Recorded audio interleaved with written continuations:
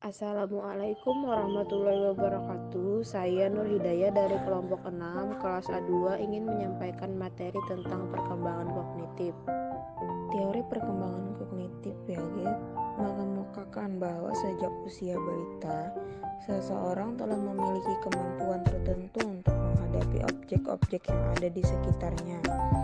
Kemampuan ini masih sangat sederhana, yakni dalam bentuk kemampuan sensor motorik dalam memahami dunia mereka secara aktif. Anak-anak menggunakan skema asimilasi, akomodasi, organisasi, dan ekuilibrasi.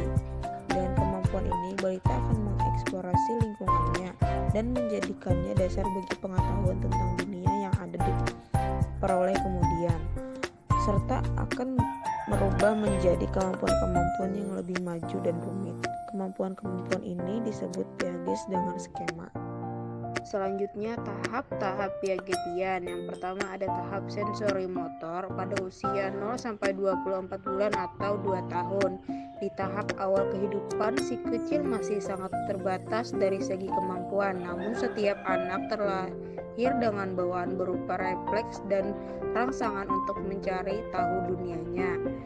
Yang kedua ada tahap praoperasional 2 sampai 7 tahun. Ciri utamanya perkembangan kemampuan kognitif si kecil di tahap ini adalah melalui perkembangannya konsep intuitif dan penggunaan simbol.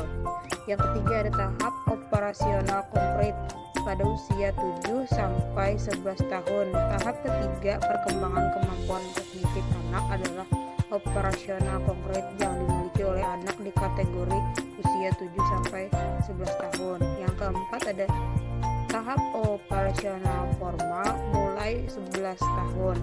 Kemampuan usia pra-remaja pada anak. Tahapan operasional formal memiliki beberapa ciri sebagai berikut. Yang pertama, sudah menguasai perlahan dan berpikir secara abstrak, mampu menerima kesimpulan dari informasi yang ia dapat. Selanjutnya di sini ada tahap-tahap yang mempengaruhi perkembangan kognitif. Yang pertama adalah faktor keturunan, yang mana akan menentukan perkembangan si kecil secara intelektual. Artinya seorang anak kemungkinan akan mempunyai kemampuan berpikir yang mirip dengan orang tuanya, apakah normal, di bawah normal, atau di atas normal. Yang kedua ada faktor lingkungan. Selain faktor keturunan, faktor lingkungan pun turut mempengaruhi tingkat kognitif atau intelijensi si kecil.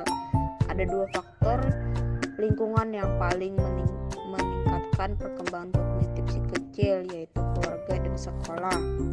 Yang ketiga ada faktor keluarga. Seorang anak yang memiliki hubungan sehat dengan orang tuanya umumnya akan memiliki kemampuan kognitif yang lebih baik dibandingkan dengan anak yang tidak memilikinya. Hubungan sehat di sini maksudnya adalah anak mendapatkan kasih sayang dan perhatian yang cukup dari kedua orang tuanya. Hal tersebut sebagai fasilitas pendukung perkembangan kognitif seorang anak. Sebaliknya, anak yang memiliki hubungan kurang harmonis dengan orang tuanya, maka perkembangan kognitifnya pun tidak baik. Yang keempat ada faktor sekolah. Guru memainkan peran sebagai pengganti orang tua di sekolah. Di tempat tersebut, gurulah yang berperan dalam perkembangan kemampuan kognitif murid-muridnya. Selanjutnya ada stimulasi kemampuan kognitif si kecil. Stimulasi kemampuan kognitif yang akan tetap agar kemampuan kognitifnya dapat berkembang dengan baik dengan menerapkan beberapa rangsangan seperti belajar berhitung, bermain puzzle, bermain peran, dan bermain musik, yang mana disitu dapat merangsang perkembangan si anak.